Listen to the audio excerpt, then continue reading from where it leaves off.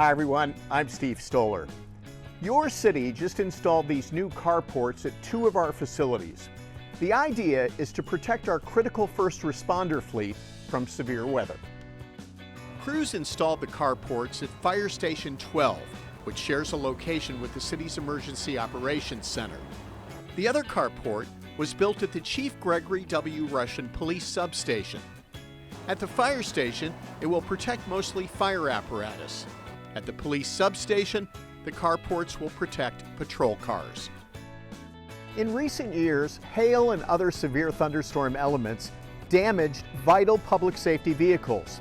These carports are designed to protect those vehicles when an emergency calls. We'll see you soon for another Stoller on the Street.